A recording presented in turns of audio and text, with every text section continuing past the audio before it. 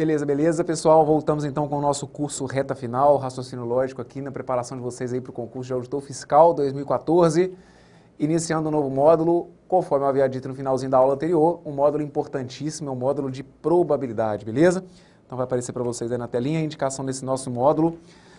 Meu contato está aqui, o e-mail, bruno com 2 N's, lima, evp@gmail.com e o Facebook, facebook.com/bruno.lima.144, beleza?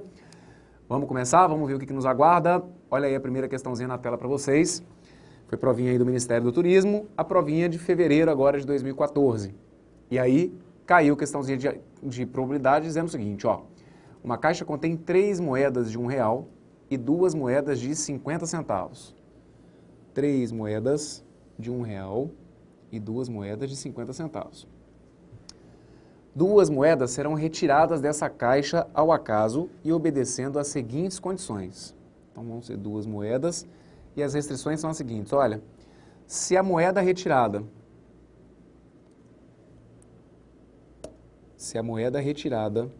for de R$1, então ela será devolvida à caixa. E se for de 50 centavos, ela não será devolvida à caixa. Aí ele pede para vocês a probabilidade de termos pelo menos uma moeda de R$1. A probabilidade de pelo menos uma moedinha ser de R$1, beleza? Bom, então vamos tentar agora desembolar esse enunciado que está aqui. A história então é a seguinte, são 3 moedinhas de R$1, 3 de R$1 e 2 de 50 centavos. Ok. O cara vai retirar quantas moedas? Ó, ele vai retirar 2 moedas. Ele quer saber qual que é a probabilidade de pelo menos uma, é isso que ele está pedindo, ó, pelo menos uma ser de R$1. Eu vou resolver essa questãozinha aqui de 2 formas com vocês, beleza? Uma que, digamos que é para ser mais rapidinha, que é a ideia do pelo menos um. Essa eu vou comentar daqui a pouquinho, beleza? E outra que talvez seja o que boa parte dos candidatos tenham tentado fazer, que é a ideia do seguinte. Bom, Brunão, já que tem que ter pelo menos uma moedinha de R$1, eu imaginei o seguinte. Já que eu preciso ter pelo menos uma moeda de R$1, eu imaginei que eu poderia retirar uma moeda de R$1 e que eu poderia retirar uma moeda de 50 centavos, ok? Eu imaginei, Bruno, que eu poderia retirar 2 moedas de R$1. Se eu retirar 2 moedas de R$1, eu atendo o que foi pedido? Sim, sem dúvida nenhuma, ok? Se você retirar 2 moedas de R$1, você atende porque você conseguiu ter pelo menos uma, né? E aqui também, se eu retirar uma moeda de R$1 e uma de 50 centavos, eu também atendo porque eu precisava tirar pelo menos uma. Só que o que a galera às vezes se esquece nessa análise aqui é que você pode também tirar uma moedinha de 50 centavos e uma de R$1. Isso aqui em probabilidade, pessoal, é fundamental que vocês avaliem, ok? Para você retirar pelo menos uma moedinha de R$1, pode ser que você consiga retirar essa de R$1, tendo tirado antes uma que tenha sido de 50 centavos. Então aqui, as 3 condições que atendem o que o enunciado está pedindo são essas. Se ele quer retirar 2 moedas, ele poderia imaginar que você retirou uma de R$1 e uma de 50 centavos. Aqui você teria retirado 2 moedas, sendo pelo menos uma de R$1. Aqui também, ó, se ele tirar 50 centavos primeiro e uma de R$1 na segunda, você também atende. Ele fez 2 retiradas, sendo que tem aqui pelo menos uma que foi de R$1. E se eu tirar 2 que sejam de R$1, eu também atendo o que foi solicitado, afinal de contas, eu tenho pelo menos uma, eu tenho 2 de R$1, então atende a ideia de que eu teria que ter no mínimo uma, beleza? Ok, aí a gente vai ter que ficar atento com aquela restrição que foi imposta. O negócio é o seguinte, se a primeira moeda retirada for de R$1, então ela deverá ser devolvida. É como se ele estivesse colocando que nesse caso, se a primeira moedinha for de R$1, é como se a gente dissesse que existe a reposição depois, beleza? Porque aí a moedinha volta para a caixa.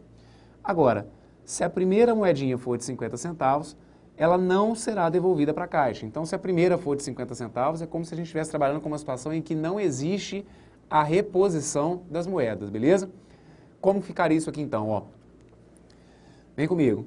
O que eu tenho dentro dessa caixa? Eu tenho 3 moedinhas de 1, que eu vou indicar pela letra U, beleza? E tenho 2 moedinhas de 50 centavos, que eu vou indicar pela letra C. Combinado é o seguinte, veio e imagina comigo que a primeira moedinha retirada foi uma moedinha de R$1. Se a primeira moedinha for de R$1, qual que é a probabilidade que eu tenho de na primeira retirada sair uma moedinha de R$1? Bom, verifica como que está a caixa. Dentro da caixa existem 5 moedinhas, sendo que 3 delas são de R$1. Então, se a primeira moedinha foi de R$1, eu teria 3 chances em 5 de retirar essa moedinha de R$1. Só que aí o que ele comentou foi o seguinte, se a moeda retirada for de R$1, então ela será devolvida à Caixa. Então, na hora que eu for fazer a minha segunda retirada, eu vou continuar observando que a minha caixa continua tendo o quê?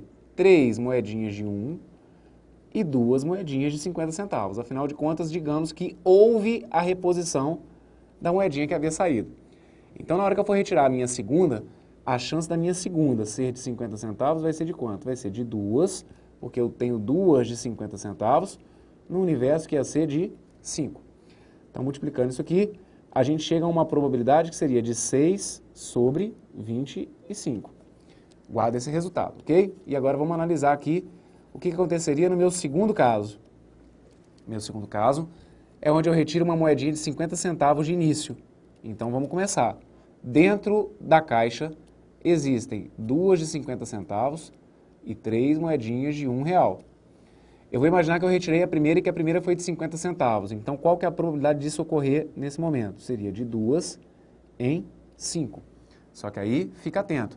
Se a moeda retirada for de 50 centavos, então se a primeira moeda retirada for de 50 centavos, ela não vai ser devolvida à Caixa. Então, se você está imaginando que saiu uma moedinha de 50 centavos, você imagina que não houve a reposição. Então, na hora de você fazer a análise da segunda, que é a retirada de uma moedinha de R$1, o seu universo passa a ser de quantas unidades? Passa a ser de 4, beleza? 4 moedinhas, sendo que dessas 4 moedinhas, 3 delas são moedinhas de R$1. Então, a gente passa a ter 2/5 vezes 3/4. Isso aqui a gente consegue simplificar. Dá para simplificar isso aqui por 2. 2 por 2 vai dar 1. 4 por 2 vai dar 2. E aí a gente chega num total que seria de 3 sobre 10, ok? 3 décimos é a probabilidade de eu retirar uma de 50 centavos e uma de R$1. Só que existe ainda a minha terceira e última possibilidade, que é a retirada das 2 moedinhas de R$1. Então, recomeça a história e imagina sempre o que a gente tinha de início. Eu tinha 3 moedinhas de R$1 e 2 moedinhas de 50 centavos. Na hora que eu faço a retirada da primeira, para a primeira ser de R$1, eu tenho uma probabilidade de 3/5. E para a segunda ser de R$1, então, combinado, mais uma vez, se a moeda retirada for de R$1, ela deverá de ser devolvida à Caixa. Então, sempre que de início sai uma moedinha de R$1, a gente imagina que há a reposição dessa moedinha. Então, o meu conjunto universo continua sendo de 5 e eu continuo tendo uma probabilidade de 3 em 5 para que eu faça a retirada de uma moedinha de R$1. Então, multiplique isso tudo para mim. 3/5 vezes 3/5, a gente vai chegar no total de 9/25. O que vai continuar prevalecendo aqui, pessoal? A ideia dos conectivos. O conectivo OU, ele passa para mim sempre a ideia de uma soma. Então, aqui você tem que entender o seguinte, que ou eu retiro uma moedinha de R$1 e na sequência uma moedinha de 50 centavos, ou eu retiro uma moedinha de 50 centavos e depois uma de R$1, ou eu retiro 2 moedinhas de R$1. Como aqui o que está subentendido é a ideia do conectivo OU, a nossa resposta vai ser a soma de todas essas frações. Então, aqui a gente teria que somar 6/25 com 3 décimos com 9/25. Se for trabalhar com a ideia de um denominador comum, esse denominador comum poderia ser o número 100.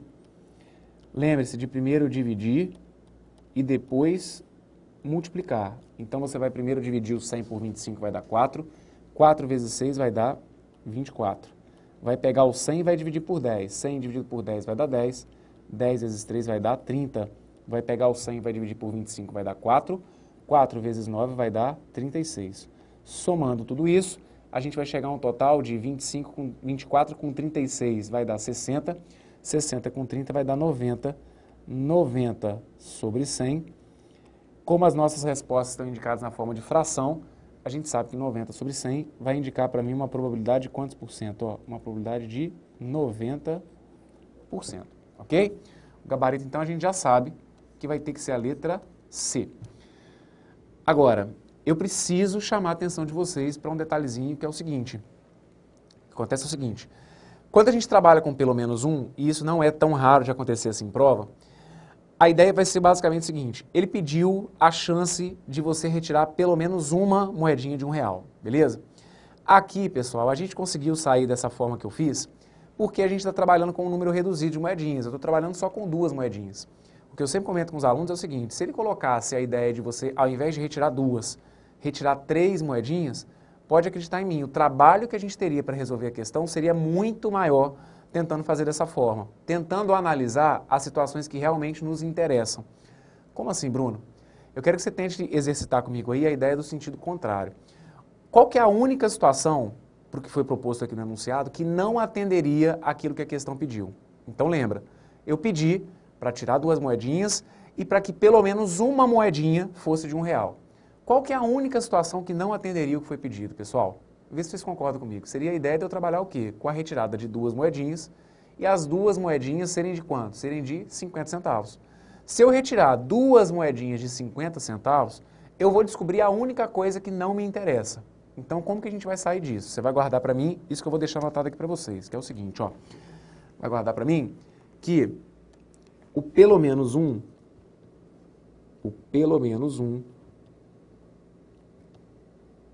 ele vai ser sempre igual ao 1 menos o nenhum. Você vai guardar isso aqui para mim, que o pelo menos 1 vai ter que ser sempre igual ao 1 menos o nenhum. Não entendi, Bruno. Aguenta aí que eu já vou te explicar. O que ele está pedindo é pelo menos uma moedinha de R$1. Você vai guardar para mim que o que ele está te pedindo, que é para encontrar a probabilidade de pelo menos uma moedinha ser de R$1, que você poderia chegar a esse resultado fazendo isso aqui para mim, ó, fazendo 1 menos o nenhum. O que seria o nenhum? O nenhum seria nenhuma moedinha ser de R$1. Guarda isso para mim, que o pelo menos 1, ele é a mesma coisa que 1 menos o nenhum. E o que é o nenhum aqui nesse caso? Se eu estou querendo saber a chance de pelo menos uma moedinha ser de R$1, o nenhum vai ser a chance de nenhuma moedinha ser de R$1. Só que o que representa isso aqui nessa história? Nenhuma moedinha ser de R$1 indica então que as 2 retiradas que eu teria que fazer teriam que ser de moedinhas de quantos centavos? De 50 centavos. Então você vai calcular para mim essa probabilidade aqui agora. Você vai calcular para mim a probabilidade, lembra como que era a nossa história? Tem lá 2 moedinhas de R$1 e 3 moedinhas de 50 centavos, não é isso? Deixa eu lembrar aqui. Não, são 3 de R$1 e 2 de 50 centavos. Você vai calcular para mim a probabilidade da primeira ser de 50 centavos. Então, calcula aqui para mim. A probabilidade da primeira ser de 50 centavos seria de quanto? Seria de 2, num total de 5. Só que aí você vai se lembrar que o enunciado cita que quando a primeira moedinha retirada é de 50 centavos, que não existe a reposição. Então, sumiu uma moedinha de 50 centavos. E aí você vai calcular para mim a probabilidade da segunda moedinha ser de 50 centavos. Eu passaria a ter uma probabilidade de quanto? De 1/4, ok? Multiplique isso aqui para mim. Você vai ver que vai dar para simplificar o 2 com 4. E aí a gente vai chegar no seguinte, ó. Se eu for simplificar o 2 com 4, 2 por 2 vai dar 1, 4 por 2 vai dar 2. Então a gente vai chegar numa probabilidade que vai ser de 1/5. O que representa isso que está aqui, pessoal? A ideia vai ser o seguinte... Ah, não, desculpa. 1/10. 5 vezes 2 vai dar 1/10. Entende o seguinte. O que a gente está calculando aqui, pessoal, é a única coisa que não me interessa. Isso daqui era o único resultado que poderia acontecer que não iria atender o que a questão estava me pedindo. Então, por que isso aqui é mais simples? Porque o negócio é o seguinte, se você tem uma chance em 10 de não ser atendido, isso aqui é o que não atende o que a questão está pedindo. É o único caso. Se o único caso que não atende a questão é de 1/10, o que seria o contrário? Ou seja, aquilo que realmente atende a questão. Seria o que a gente chama de complementar, que seria de quanto? Seria de 9/10. Você calculou a única coisa que a questão não pediu. Só que isso te ajuda. O fato de você ter uma chance em 10 de não ser atendido, indica ou implica que você passaria a ter uma chance de 9 em 10 de ser atendido. Então é por isso que na hora de montar o pelo menos 1, a gente fala para vocês que o pelo menos 1 vai ser a mesma coisa que 1 menos o nenhum. Se você chegar para mim aqui e falar que agora o que a questão pediu, que foi esse pelo menos 1, que ele pode ser resolvido dessa forma, ó, como 1 menos 1/10, você acerta a questão da mesma forma. 1 menos 1/10, se achar necessidade de montar a conta, ia pegar o 10, dividir por 1 e multiplicar por 1, então você ia chegar em 10 menos 10 dividido por 10, que vai dar 1, e 1 vezes 1, que vai dar 1. Ou seja, 9/10 do mesmo jeito. Tranquilo? Então guarda, porque chance de aparecer questãozinha que trata do pelo menos 1 é sempre muito grande. E é isso que eu comentei com vocês.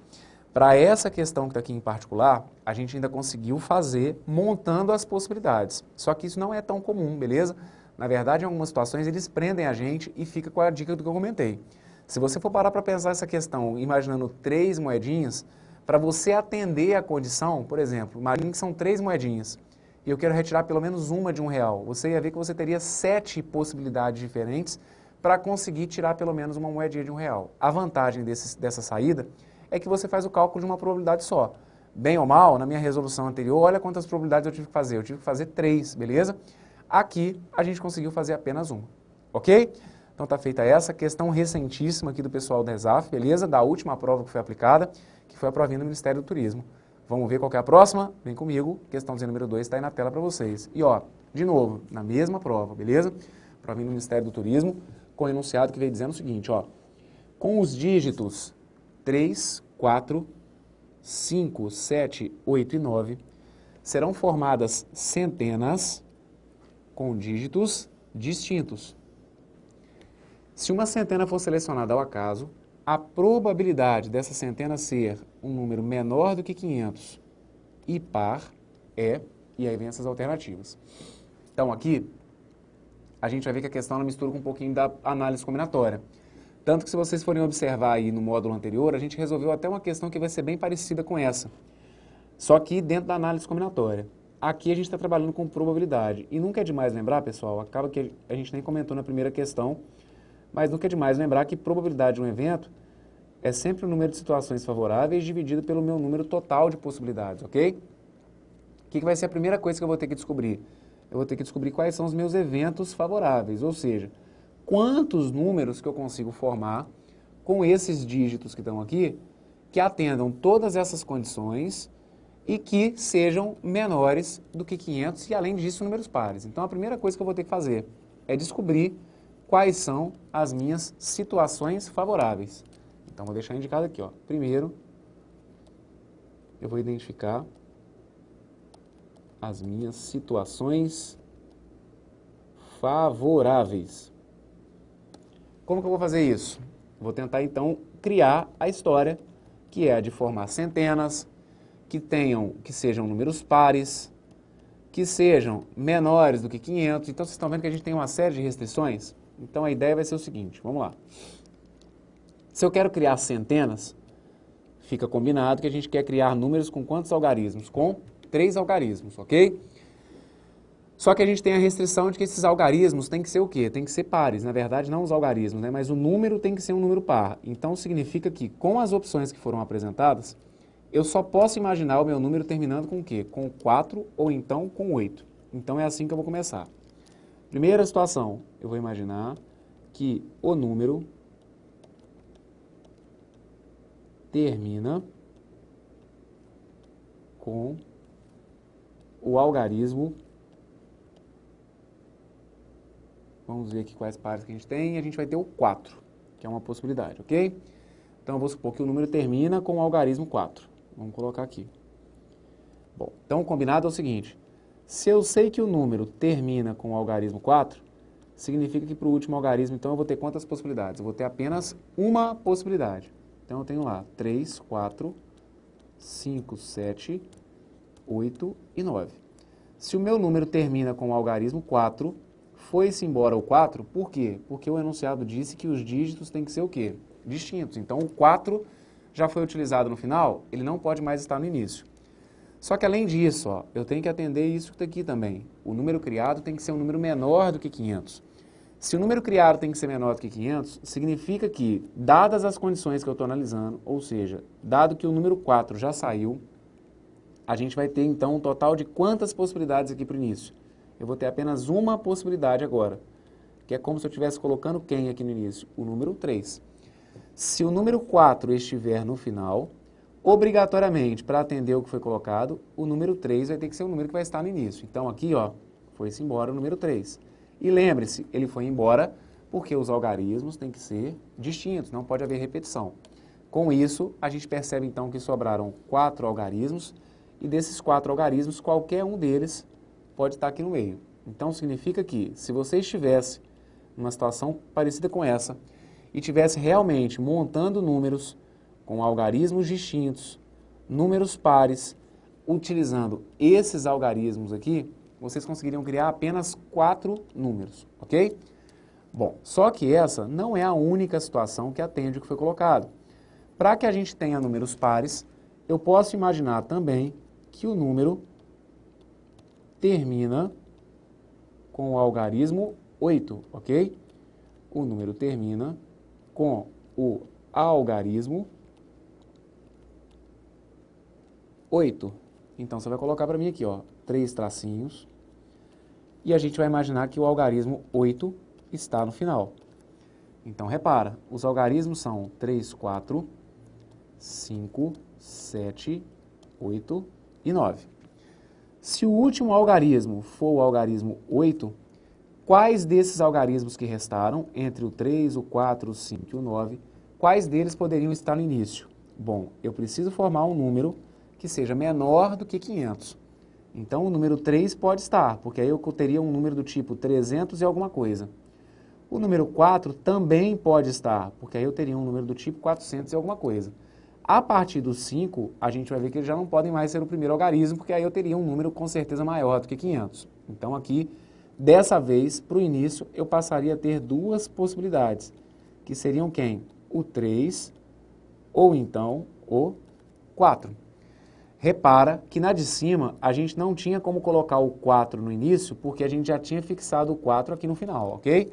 Como agora, nessa possibilidade, quem está no final é o 8, significa que o 4 poderia estar aqui no início. Então, você vai imaginar que um desses dois foi utilizado, ou o 3 ou o 4, tanto faz, vamos imaginar, por exemplo, que foi o 3.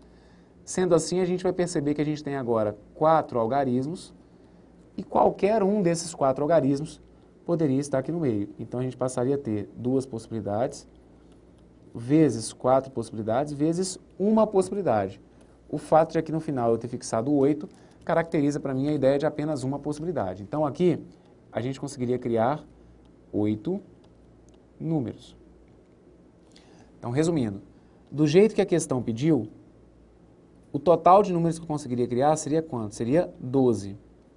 Isso aqui, dependendo, dá para você fazer até na mão, né? Esses 12 números a gente consegue fazer até na mão, dependendo.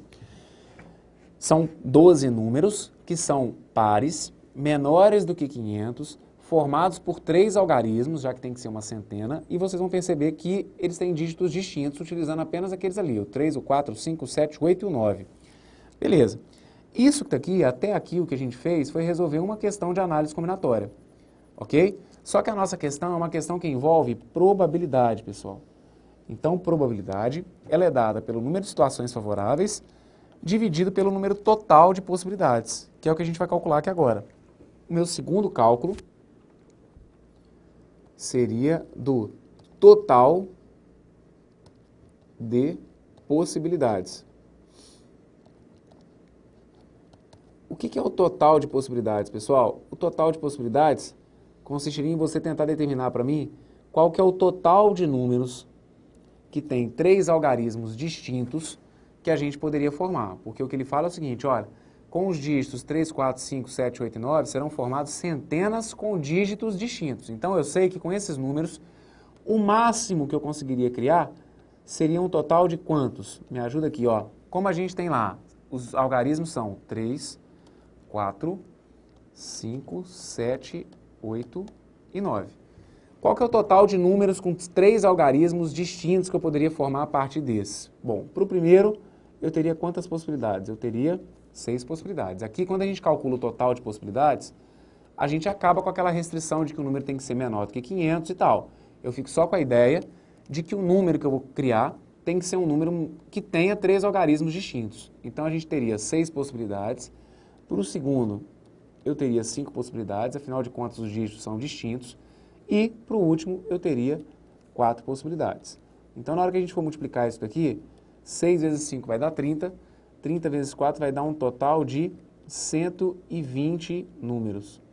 Então, com esses 6 algarismos, eu conseguiria criar 120 números que teriam 3 algarismos distintos. Significa, então, que a probabilidade do que ele estava querendo ia ser essa que está aqui, ó. Ele queria saber qual que era a chance que eu tinha de criar um número que fosse menor do que 500 e que fosse par. Então, dentro desse universo de 120 números, existiram 12, ou existem, né, 12 que